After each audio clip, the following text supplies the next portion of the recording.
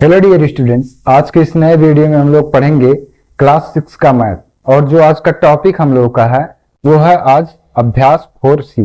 अभ्यास 4B तक हम लोग पहले वीडियोज में पढ़ चुके हैं। प्लेलिस्ट में वो सभी वीडियोज हैं, आप वहां से जाकर देख सकते हैं। तो चलिए अब आज का वीडियो स्टार्ट करते हैं और सीखते हैं कि अभ्यास 4C में कैसे सवाल हैं, इसको कैसे सॉल्व करेंगे। चलिए देखते हैं। तो ये अभ्यास 4C है और इसमें कुछ इस प्रकार से सवाल लिए गए हैं, जो कि ग्राफ है। ये ग्राफ दिया गया है, इस ग्राफ को हल करना है प्रश्न के अनुसार।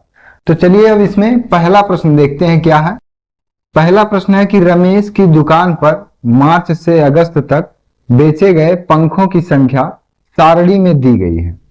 रमेश का दुकान है और इस पर मार्च, अप्रैल, मई, जून, जुलाई, अगस्त तक जितने पंखे बेचे गए हैं वो यहां पर लिखे हुए हैं, 30, 50, 60, 70 इस प्रकार से।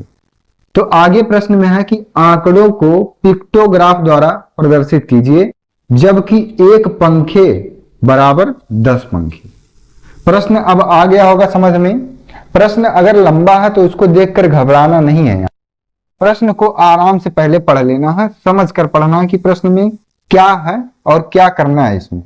तो इसमें आंकड़े जो लिखे हुए हैं 30, 50, 60, 70 ये सब, इन आंकड़ों को पिक्टोग्राफ द्वारा प्रदर्शित कीजिए। पिक्टोग्राफ का मतलब यहां पर जैसे ये संकेत में लिखा हुआ है कि एक पंखा बराबर 10 पंखे। तो ये जो मार्च में बेचे गए, अप्रैल में बेचे गए, मई में बेचे गए, जितने भी पंखे बेचे गए हैं उनको इस सारणी में बना देंगे। तो चलिए अब देखते हैं इसको कैसे सॉल्व होगा। यहां पर जो संकेत लिखा है इसी संकेत की सहायता से हम ये प्रश्न हल करेंगे। ये जो संकेत लिखा है कि एक पंखे बराबर 10 पंखे, इसी को इसमें फॉलो करवाना है।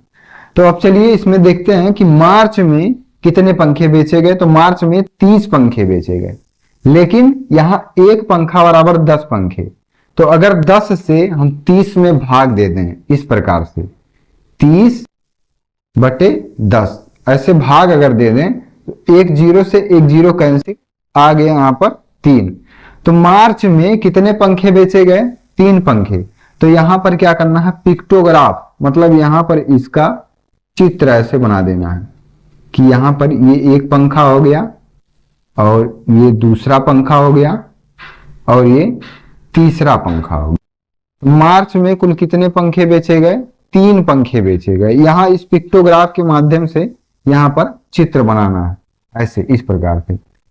अब अगला क्या है? अप्रैल है। अप्रैल में 50 है, तो यहां 30 लिखा था, यहां 50/10। ये जो संकेत में 10 लिखा है, इसी 10 से क्या करना है, इन आंकड़ों में भाग दे देना है। तो एक जीरो से एक जीरो यहां कैंसिल, आ गया यहां 5। तो यहां पर क्या करना है, आपको 5 पंखे बना देना है। 1, 2, 3, 4 और ये 5 पंखे बन गए। ऐसे ही ग्राफ आपको बना देना है। फिर मई में यहां पर 60 लिखा है, तो 10 से क्या करेंगे, भाग दे देंगे। तो 10 छक 60, तो इसका मतलब यहां पर कितने पंखे बनेंगे? 6 पंखे बनेंगे टोटल। 6 पंखे यहां पर आपको बना देना है। पिक्टोग्राफ का मतलब होता है कि जो संकेत यहां लिखा है, संकेत में जो भी चीज दिया है इसी को यहां पर बनाना। तो यहां पर आपको 6 पंखे बना देना है इस प्रकार। अब अगला दिया है जून में 70 दिया है। 10 से इसमें जब भाग देंगे तो इसके बाद यहां पर 7 पंखे बनाए जाएंगे। 1, 2, 3, 4, 5, 6 और 7। पंखा यहां पर सही नहीं बन रहा है, लेकिन कॉन्सेप्ट जो है वो आपको समझना है कि यहां पर क्या करना है। इसके बाद जुलाई में देखिए 50 है, यहां 10 है, 10 से भाग दे दीजिए, 5 हो जाएगा। 5 पंखे यहां पर बना देंगे। 2, 3, 4 और 5। कॉन्सेप्ट आपको यहां पर समझना है कि इसमें क्या करना है।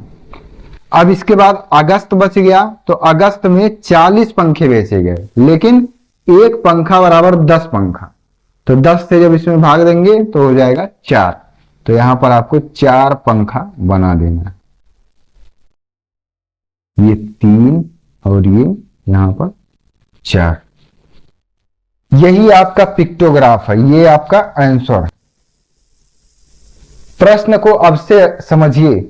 रमेश की दुकान पर मार्च से अगस्त तक बेचे गए पंखों की संख्या सारणी में दी गई है। ये जो 30, 50, 60, 70, 50, 40 ये दिया है, ये पंखों की संख्या है। मार्च में 30 पंखा बिका है, अप्रैल में 50, मई में 60, जून में 70, जुलाई में 50, अगस्त में 40। लेकिन इन आंकड़ों को पिक्टोग्राफ द्वारा प्रदर्शित कीजिए, जबकि एक पंखा बराबर 10 पंखे, एक पंखा बराबर 10 पंखे। तो यहां पर मान लीजिए 30 पंखा बिका है, तो इस संकेत के माध्यम से यहां पर पता चल रहा है कि जब 30 पंखे बिके हैं यहां पर, तो एक पंखा बराबर 10 पंखे, तो यहां 30 पंखा बिका है तो 3 पंखा हो जाएगा। यहां पर 50 है तो 5 हो जाएगा, 60 है तो 6 हो जाएगा, 70 है तो 7 हो जाएगा, जुलाई में 50 है तो यहाँ 5 हो जाएगा, अगस्त में 40 है तो 4 हो जाएगा, और ये ऐसे आपको ग्राफ बना देना। तो ये आपका आंसर हो गया। तो पहला प्रश्न आपको समझ में आ गया होगा।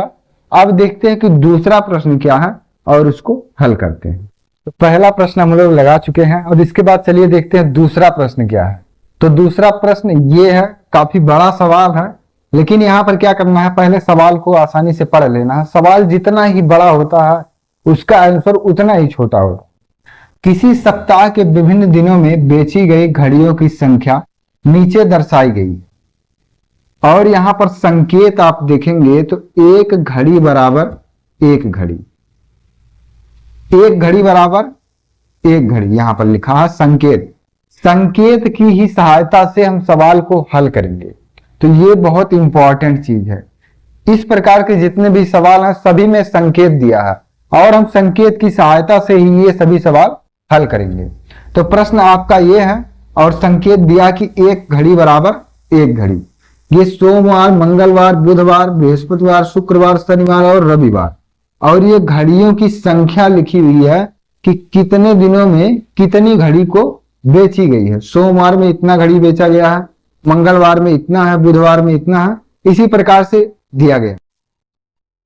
अब आगे के प्रश्न में यहां पर लिखा है, चित्रारेख को देखकर निम्न प्रश्नों के उत्तर दीजिए। प्रश्न आपका यहां पर लिखा हुआ है, लेकिन इन प्रश्नों का आंसर हम ये जो फिगर बना हुआ है, यहां पर ग्राफ बना हुआ है, इसकी सहायता से हम इन सभी प्रश्नों का उत्तर बताएंगे यहां पर। तो चित्रारेख को देखकर निम्न प्रश्नों के उत्तर दीजिए। यहां पर पहला प्रश्न देखेंगे आप, किस दिन बेची गई घड़ियों की संख्या अधिकतम। तो यहां पर आपको ग्राफ में देखना होगा कि ऐसा कौन सा दिन इसमें है जिसमें सबसे ज्यादा घड़ी को बेचा गया। तो यहां पर अगर आप ध्यान से देखेंगे तो रविवार के दिन 1, 2, 3, 4, 5, 6, 7, 8, 9 घड़ी रविवार को बेचा गया है। तो यहां इस प्रश्न का जो आंसर है, किस दिन बेची गई घड़ियों की संख्या अधिकतम है, तो यहां पर आंसर में आप लिखेंगे रविवार। रविवार के दिन सबसे ज्यादा घड़ी बेचा गया, रविवार यहां पर आपका आंसर हो जाएगा। फिर इसी प्रकार से दूसरा सवाल यहां पर लिखा है कि मंगलवार को कितनी घड़ियां बेची गई। तो इसी ग्राफ की सहायता से हमको बताना रहेगा कि सोमवार को कितना घड़ी बेचा गया है, मंगलवार को कितना घड़ी बेचा गया, बुधवार को कितना घड़ी बेचा गया है, सब इसी ग्राफ की सहायता से बताना है। तो अब देखेंगे मंगलवार को कितनी घड़ियां बेची गई। तो मंगलवार का जो ये कॉलम है इसमें हमको चेक करना है, 1, 2, 3, 4, 5, 6, 7, 8 घड़ी मंगलवार को बेचा गया है। तो यहां पर इसके आंसर में आपको लिखना है 8, ये आपका आंसर होगा। फिर इसके बाद तीसरा प्रश्न इसमें है कि पूरे सप्ताह में कुल कितनी घड़ियां बेची गई। पूरे सप्ताह का मतलब सोमवार से लेकर और रविवार तक कुल कितनी घड़ियां बेची गई हैं, इसको बताना है। तो यहां पर क्या करना है, जितने भी घड़ी हैं सबको काउंट करना है। तो 1, 2, 3, 4, 5, 6, 7 8 9 10 11 12 13 14 15 16 17 18 19 20 21 22 23 24 25 26 27 28 29 30 31 32 33 34 35 36 37 38 39 40 41 42 43 44। तो पूरे सप्ताह में कुल कितने घड़ी बेचे गए हैं? तो 44। तो यहां पर तीसरे प्रश्न का जो आंसर है वो हो जाएगा 44। ये आपका आंसर। इसमें यही प्रश्न जो दिए गए हैं इन्हीं प्रश्नों को पढ़ना है और इसी ग्राफ की सहायता से आपको आंसर लिखना है। चौथा प्रश्न इसमें है कि यदि एक घड़ी 200 रुपए में बेची गई हो, यदि एक घड़ी 200 रुपए में बेची गई हो तो रविवार को कुल कितने रुपए की बिक्री हुई? अगर एक घड़ी बराबर 200 रुपए तो यहां पर रविवार के कॉलम में देखना कितने घड़ी हैं और उसमें 200 से गुणा करना है। तो 1 2 3 4 5 6 7 8 9 9 घड़ी रविवार को बेचा गया है। तो जब 200 से गुणा करेंगे तो यहां पर हो जाएगा 1800 रुपए।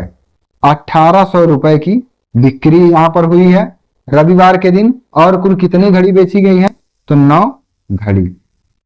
9 घड़ी बेची गई है और 1800 रुपए की यहां पर बिक्री हुई है। अगला प्रश्न है किस दिन घड़ियों की बिक्री सबसे कम हुई और कितनी हुई? तो यहां इस ग्राफ में आपको देखकर बताना होगा कि ऐसा कौन सा दिन है सोमवार से लेकर और रविवार तक जिसमें सबसे कम घड़ी बिकी हुई। तो यहां पर 1 2 3 4 घड़ी आपका बुधवार में है और इससे कम यहां पर शनिवार में 1 2 3 4 घड़ी दोनों में है। तो यहां पर आंसर में आपको लिखना होगा बुधवार और शनिवार। बुधवार और शनिवार को सबसे कम घड़ी यहां पर बेची गई है। और कितनी हुई मतलब कितनी घड़ी यहां पर बेची गई है? तो यहां पर लिखेंगे 4 घड़ी। ये आपका आंसर। किस दिन घड़ियों की बिक्री सबसे कम हुई? तो बुधवार के दिन और शनिवार के दिन दोनों डेज में 4 घड़ी को यहां पर बेचा गया है। और प्रश्न में पूछा कि और कितनी घड़ियां यहां पर बेची गई हैं? तो 4 इसमें भी है 4 इसमें भी है। तो ये आपका दूसरा सवाल था। इस प्रकार के सवाल को हल करने के लिए आपको ये जो संकेत लिखा है और ये जो ग्राफ बना है इन्हीं दोनों की हेल्प से हम ये सभी सवाल यहां पर सॉल्व करेंगे। तो अब दूसरा सवाल हम लोग का हो गया है। देखते हैं तीसरा सवाल क्या है और उसको हल करते हैं। तो इसके बाद चलिए अब देखते हैं तीसरा प्रश्न क्या है। तीसरा प्रश्न है नीचे दी गई सारणी में विभिन्न खेलों में रुचि रखने वाले किसी विद्यालय के शिक्षार्थियों की संख्या दी गई है और ये ग्राफ एक बना हुआ है जिसमें खेल में फुटबॉल, हॉकी, क्रिकेट, कबड्डी और शतरंज है। अब इसमें कितने कितने शिक्षार्थी खेल रहे हैं ये यहाँ नीचे आंकड़े लिखे हुए हैं। फुटबॉल खेलने वाले शिक्षार्थी 200 हैं, हॉकी खेलने वाले 140 हैं, क्रिकेट खेलने वाले 100 हैं, कबड्डी खेलने वाले 80 हैं और शतरंज खेलने वाले 20 शिक्षार्थी हैं। अब आगे प्रश्न में है कि आंकड़ों को चित्रारेख द्वारा प्रदर्शित कीजिए। चित्रारेख का मतलब पिक्टोग्राफ। पिक्टोग्राफ इसका इंग्लिश वर्ड है और हिंदी में इसको चित्रारेख। तो आंकड़ों को चित्रारेख द्वारा प्रदर्शित कीजिए। और संकेत में यहां पर लिखा है ये एक शिक्षार्थी है। एक शिक्षार्थी बराबर 20 शिक्षार्थी यहां पर संकेत में लिखा हुआ है। और हमको इसी संकेत की सहायता से ये जो सवाल है यहां पर इसको हल करना है। ये संकेत की सहायता से सवाल हल हो। तो अब देखते हैं कि फुटबॉल खेलने वाले कितने शिक्षार्थी हैं। तो फुटबॉल खेलने वाले 200 शिक्षार्थी हैं, लेकिन यहां पर एक शिक्षार्थी बराबर 20 शिक्षार्थी। तो ऐसे सवाल को हल करने के लिए जो संकेत लिखा और जितने भी वहां प्लेयर्स हों यहां इसमें 200 में 20 से भाग दे देना है, क्योंकि एक शिक्षार्थी बराबर 20 शिक्षार्थी। तो 200 शिक्षार्थी बराबर कितने शिक्षार्थी होंगे? तो यहां पर क्या करेंगे 20 से भाग देना है हमको 200 में। तो यहां से एक जीरो से एक जीरो कैंसिल, और यहां से 2 से अगर इसको काट देंगे तो 2 दहाई 20, 10 आ गया यहां पर। तो फुटबॉल खेलने वाले कुल कितने ऐसे शिक्षार्थी होंगे? तो 10 शिक्षार्थी होंगे। तो ये जो संकेत बना है, इसी संकेत को यहाँ फुटबॉल वाले कॉलम में बना देना है। तो 10 जब आ गया तो 10 शिक्षार्थी यहां पर हमको बना देना। 1 2 3 4 5 6 7 8 9 10। अब ये 10 शिक्षार्थी यहां पर हो गए। तो इसी पिक्टोग्राफ मतलब ये जो संकेत लिखा, यही संकेत यहां पर हमको बना देना है। फिर इसके बाद 140 आ गया। 140 में क्या करना है? 140 में यहां 20 से भाग दे देना है। 0 से 0 कैंसिल, 2 एक कम 2, 2 सत्ते 14, 7 आ गया। 7 शिक्षार्थी यहां पर आपको बना देना है। 1 2 3 4 5 6 और ये 7। तो 7 यहां पर स्टूडेंट बन गए। अब इसके बाद अगला सवाल यहां पर क्रिकेट में देखिए 100 प्लेयर्स हैं। तो 100 में क्या करना है? 20 से भाग दे देना है। तो 100 में जब 20 से भाग देंगे तो यहां से 1 0 कैंसिल, 2 पंचे 10, 5 शिक्षार्थी आ गया। तो 5 यहां पर प्लेयर्स यहां पर बना देना।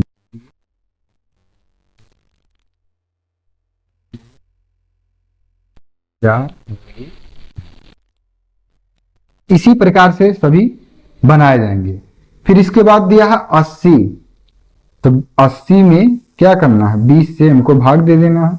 2 एक कम 2, 2 चौक 8, 4 आ गया। तो यहां पर 4 शिक्षार्थी बना देना है। 1 2 3 और ये 4। शतरंज में देखना है 20 और यहां 20 में भाग देना है 20 से। तो 20 से 20 कैंसिल, 1 आ गया यहां पर। तो 1 शिक्षार्थी यहां पर बना देना है। ये आपका आंसर हो गया। यहां पर सवाल को समझिए। नीचे दी गई सारणी में विभिन्न खेलों में रुचि रखने वाले किसी विद्यालय में शिक्षार्थियों की संख्या दी गई है। ये शिक्षार्थियों की संख्या दी गई है और ये खेल के नाम दिए गए हैं। आंकड़ों को चित्रारेख द्वारा प्रदर्शित कीजिए। संकेत में 1 शिक्षार्थी बराबर 20 शिक्षार्थी दिया है। तो यहाँ जो संकेत दिया है, इसी से हमको ये जो प्लेयर्स दिए गए हैं, इसी सब में भाग दे देना है और जितना आएगा उतना ये ग्राफ बना देना है। तो ये तीसरा सवाल भी हमारा हल हो गया। अब इसके बाद हम लोग सॉल्व करेंगे चौथा सवाल। तो प्रश्न नंबर 3 तक हम लोग सॉल्व कर चुके हैं। अब चौथा प्रश्न देखते हैं कि इसमें क्या है। चौथा प्रश्न है, एक सप्ताह में 35 शिक्षार्थियों वाली एक कक्षा में उपस्थित रहने वाले शिक्षार्थियों की संख्या निम्न चित्रारेख द्वारा विस्तृत रूप से दर्शाई गई। ये ग्राफ बना हुआ है और इसमें सोमवार को शिक्षार्थियों की उपस्थिति, कितने शिक्षार्थी सोमवार के दिन आए हैं, मंगलवार के कितने दिन आए हैं, बुधवार को कितने शिक्षार्थी आए हैं, बृहस्पतिवार को, शुक्रवार को और शनिवार को। ये यहाँ पर ग्राफ दिया गया है और यहाँ पर ध्यान देंगे तो यहाँ संकेत भी है। और क्या करना है? संकेत की हेल्प से ही हमको सवाल हल करना। तो यहाँ पर आप देखते हैं कि सवाल क्या क्या दिया है। तो पहला सवाल यहाँ पर लिखा है कि मंगलवार को कितने शिक्षार्थी उपस्थित थे। तो मंगलवार के कॉलम में यहाँ पर देखेंगे शिक्षार्थी हैं, तो इसको काउंट करेंगे। 1 2 3 4 5 6 7। 7 शिक्षार्थी मंगलवार के दिन उपस्थित थे। लेकिन संकेत में यहाँ क्या दिया है कि 1 शिक्षार्थी बराबर 5 शिक्षार्थी। तो जब यहाँ पर 7 शिक्षार्थी थे तो कितना हो जाएगा? यहाँ पर 7 बच्चे हो जाएगा 35 शिक्षार्थी। 35 शिक्षार्थी। मंगलवार के दिन 7 शिक्षार्थी उपस्थित थे, लेकिन एक शिक्षार्थी बराबर कितना है 5, 7 शिक्षार्थी बराबर, तो 7 में गुणा करेंगे 5 का, तो 7 बचे 35 शिक्षार्थी। ये आपका आंसर हो जाएगा पहला सवाल का। दूसरा सवाल इसमें लिखा है किस दिन पूर्ण उपस्थिति थी। तो ऐसा इसमें कौन सा दिन है जिसमें पूर्ण उपस्थिति, जिसमें सभी बच्चे आए हुए हैं। तो यहां पर अगर देखेंगे तो सबसे ज्यादा यहां पर 1, 2, 3 दिन में ऐसा हुआ है इसमें सभी विद्यार्थी आए हुए हैं। तो यहाँ पर 1, 2, 3, 4, 5, 6, 7, 7 इसमें भी हैं, 7 इसमें भी हैं और 7 इसमें भी हैं। तो यहाँ पर पूछा प्रश्न में किस दिन पूर्ण उपस्थिति थी। तो यहाँ पर लिखना होगा आपको सोमवार, मंगलवार और शुक्रवार। आंसर में आपको लिखना है यहाँ पर सोमवार, मंगलवार और शुक्रवार, सोमवार, मंगलवार और शुक्रवार। इस 3 दिन में सभी विद्यार्थी आए हुए थे। अब इसके बाद किस दिन सबसे कम शिक्षार्थी उपस्थित, किस दिन सबसे कम शिक्षार्थी। तो यहां पर देखेंगे, यहां 5 है, यहां 6, यहां पर देखेंगे शनिवार के दिन सबसे कम शिक्षार्थी उपस्थित थे। तो आंसर में लिखेंगे शनिवार। ये आपका आंसर। इसमें जितना प्रश्न पूछा गया है उतना ही आंसर इसमें देना है। ऐसा नहीं कि इसमें किस दिन पूर्ण उपस्थिति थी, तो इसको काउंट भी कर सकते हैं कि 7 यहां पर है तो 7 यहां पर भी है, 7 यहां पर भी है। तो 7 में जब 5 का गुणा करेंगे तो 35 यहां पर भी हो जाएगा। लेकिन इसमें केवल दिन पूछा है, किस दिन पूर्ण उपस्थिति। तो सोमवार के दिन, मंगलवार के दिन और शुक्रवार के दिन। किस दिन सबसे कम शिक्षार्थी उपस्थिति, यहां पर भी दिन बताना है। तो शनिवार के दिन सबसे कम शिक्षार्थी उपस्थित थे। अगला प्रश्न है कि बुधवार को कितने शिक्षार्थी उपस्थित थे। यहां पर आपको काउंट करना है बुधवार के दिन। तो बुधवार वाले कॉलम में आएंगे 1, 2, 3, 4, 5। कितने विद्यार्थी, तो 5 विद्यार्थी। लेकिन एक विद्यार्थी बराबर यहां पर 5 शिक्षार्थी लिखा है, तो 5 यहां पर भी है और 5 से जब गुणा करेंगे तो 5 5 यहां पर हो जाएगा 25 शिक्षार्थी। ये बात आपको आया होगा समझ। बुधवार के दिन 5 यहां पर भी है, लेकिन एक यहां पर जो स्टिकर बना हुआ है, एक स्टिकर बराबर 5 शिक्षार्थी। तो 5 स्टिकर बराबर 5 में 5 से गुणा करेंगे तो 5 5 25 शिक्षार्थी हो जाएगा। तो ये आपका चौथा सवाल भी यहां पर हल हो गया है। अब इसके बाद हम लोग सॉल्व करेंगे क्वेश्चन नंबर 5। तो अब इसके बाद हम लोग 5वां सवाल हल करेंगे। यहां पर लिखा है क्वेश्चन नंबर 5, विभिन्न वर्षों में एक विद्यालय के शिक्षार्थियों की कुल संख्या निम्न सारणी द्वारा प्रदर्शित है। ये सारणी लिखा हुआ है और इसमें वर्ष 2000 में 400 शिक्षार्थी हैं, 2002 में 500 शिक्षार्थी हैं, 2004 में 700 शिक्षार्थी हैं। इसी प्रकार से ये शिक्षार्थियों की संख्या लिखी। अब आगे प्रश्न में क्या है, एक संकेत बराबर, ये जो संकेत है इसके बराबर 100 शिक्षार्थी। यही मेन इसमें कॉन्सेप्ट है। प्रश्न आपका यहीं से हल होगा। ये जो संकेत लिखा है यहीं से आपको प्रश्न को हल करना है। तो ये जो है एक संकेत बराबर 100 शिक्षार्थी, इसी से सवाल हल होगा। अब इसके बाद आगे है कि इतना बराबर 100 शिक्षार्थी लेकर एक चित्रारेख बनाइए और निम्न प्रश्नों के उत्तर दीजिए। तो पहले क्या करना है, इसकी सहायता से ये ग्राफ बनाना है, ये चित्रारेख जिसको पिक्टोग्राफ भी कहते हैं। तो ये पिक्टोग्राफ बनाना है और ये प्रश्न का आंसर देना है। तो इसमें 2 प्रकार के प्रश्न पूछे गए हैं। पहला तो आपको ये चित्रारेख बनाना है और दूसरा ये प्रश्नों का आंसर भी देना है। तो अब इसमें देखते हैं कि वर्ष 2000 में कुल कितने शिक्षार्थी थे। तो कुल 400 शिक्षार्थी थे। लेकिन अब संकेत में क्या है कि एक शिक्षार्थी बराबर 100 शिक्षार्थी। तो यहां पर 400 शिक्षार्थी है, तो 400 में क्या करना है, 400 में यहां 100 से भाग दे देना है। यहां से 2 0 कैंसिल हो गया, यहां बच गया 4। तो जब 4 आया तो यहां पर क्या करना है, आपको 4 शिक्षार्थी निरूपित करना है। 4 शिक्षार्थी यहां पर बना देना। इसी प्रकार से आपको सभी वर्षों में शिक्षार्थियों की कितनी संख्या है ऐसे पिक्टोग्राफ के माध्यम से आपको यहाँ पर बनाना होगा। फिर इसके बाद दिया है वर्ष 2002 में 500 दिया है, तो क्या करेंगे 100 से भाग देंगे 5 से। तो 100 का टेबल अगर 5 बार पढ़ेंगे तो 100 पचे 500, तो यहाँ पर 5 शिक्षार्थी बनेंगे।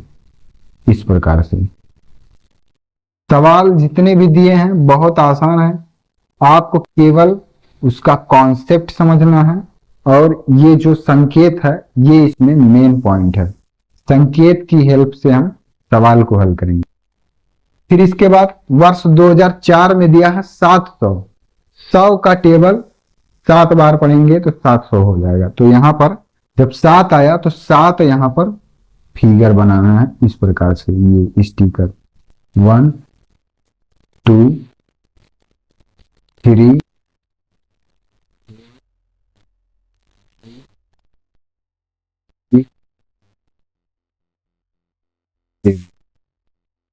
इसी प्रकार से बनाना है।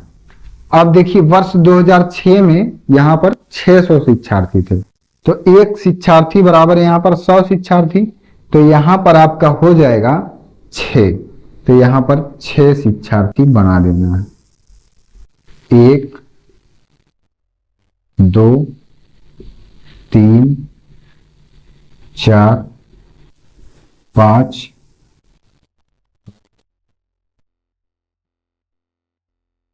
फिर इसके बाद वर्ष 2008 में 800 दिया है, तो जब 100 से भाग देंगे तो यहां से 2 जीरो और यहां से 2 जीरो कैंसिल हो जाएगा, बचेगा केवल 8। तो यहां पर आपको 8 स्टूडेंट्स बना देने, 1 2 3 4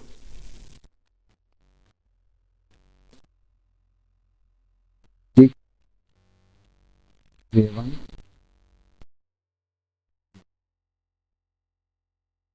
ऐसे ही आपको बनाना है। अभी प्रश्न आपका जो था इसमें 2 प्रश्न थे। पहला चित्रारेख बनाइए, तो ये चित्रारेख यहां पर आपका बन गया। वर्ष 2000 में 4 शिक्षार्थी, वर्ष 2002 में 5 शिक्षार्थी, वर्ष 2004 में 6 में और 8 में जितने शिक्षार्थी थे ऐसे बनाए हैं संकेत के सहायता से। अब इसके बाद इसमें प्रश्न भी दिए गए हैं, इन प्रश्नों को हल करना है इसी ग्राफ से सहायता से।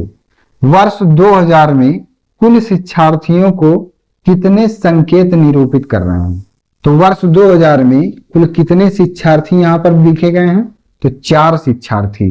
आंसर में आपको लिखना होगा कि ऐसे कितने शिक्षार्थी निरूपित कर रहे हैं, तो लिखेंगे 4 शिक्षार्थी। ये आपका पहला सवाल।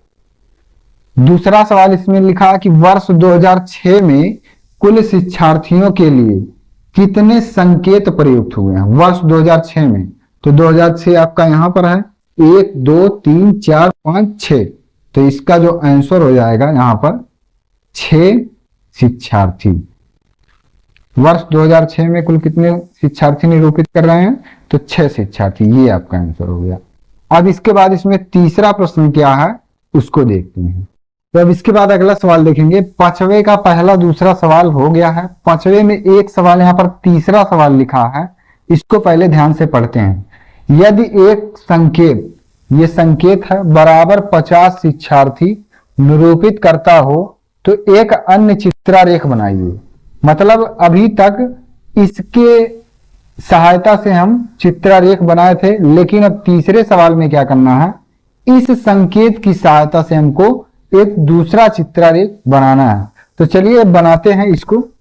यदि एक संकेत बराबर ये संकेत है, अब कि इसकी सहायता से हमको चित्रारेख पिक्टोग्राफ बनाना है। एक संकेत बराबर 50 शिक्षार्थी हैं, तो इसके हेल्प से हमको ये बनाना है सारणी यहाँ पर।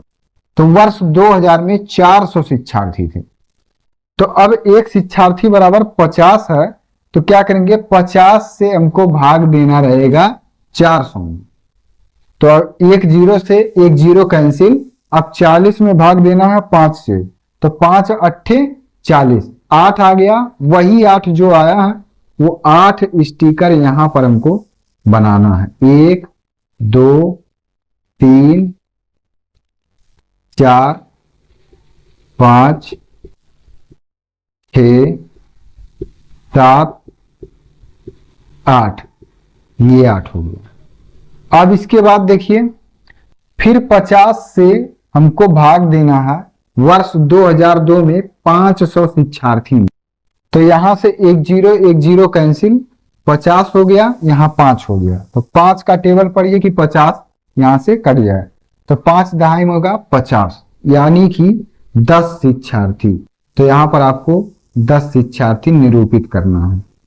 तो यहां पर 10 शिक्षार्थी, 4, यहां 5 6 7 8 और ये 10।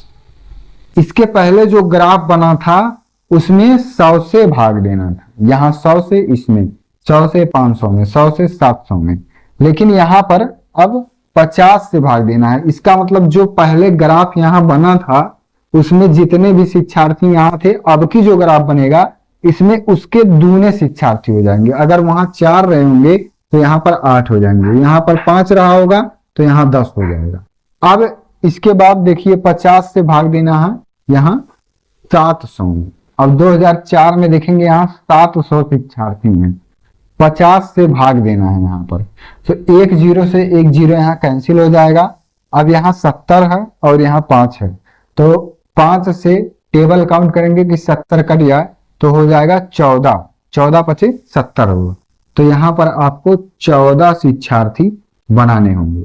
तो 1 2 3 4 5 6 7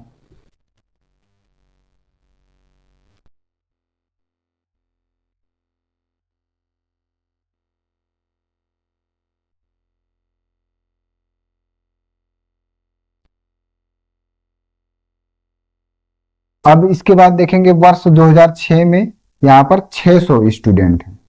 तो यहाँ 50 से जब भाग देंगे तो 1 0 से 1 0 कैंसिल, और यहाँ पर हो जाएगा आपका 5 एकम 5, 5 दूनी 10, 12, यानी कि 12 स्टूडेंट यहाँ। 1 2 3 4 5 6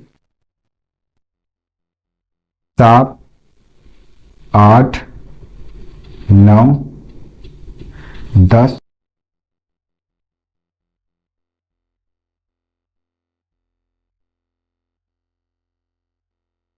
फिर इसके बाद अगला सवाल दिया है 2008 में 800 शिक्षार्थी थे, तो यहाँ 50 से भाग देना है इसमें।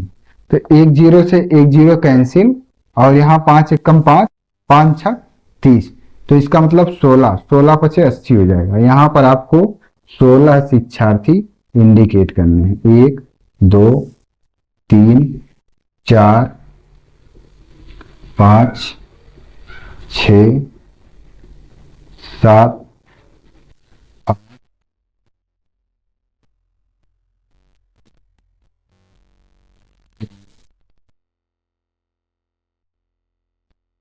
13 14 और ये हो गया आपका 15 और ये 16। तो इसी प्रकार से आपको यहाँ पर सवाल हल करना था। इसमें ये जो क्वेश्चन नंबर 5 है, इसमें आपको 3 प्रकार के प्रश्न पूछे गए हैं। पहला प्रश्न जो था चित्रारेख बनाना था, जो इसके पहले ग्राफ बनाए थे वो था, और निम्न प्रश्नों के उत्तर दीजिए। 2 प्रश्न यहाँ पर थे, उसका आंसर दिए हैं। फिर इसके बाद तीसरा प्रश्न में एक प्रश्न ऐड किया कि यदि एक संकेत, ये स्टिकर जो शिक्षार्थी बना है, इसके बराबर अगर 50 शिक्षार्थी हो तो एक अन्य चित्रारेख बनाइए। तो ये जो अन्य चित्रारेख यही है आपका। तो ये सब सवाल बहुत ही लॉन्ग क्वेश्चंस हैं लेकिन आसान है। तो अभ्यास 4C हम लोग कंप्लीट सॉल्व कर चुके हैं।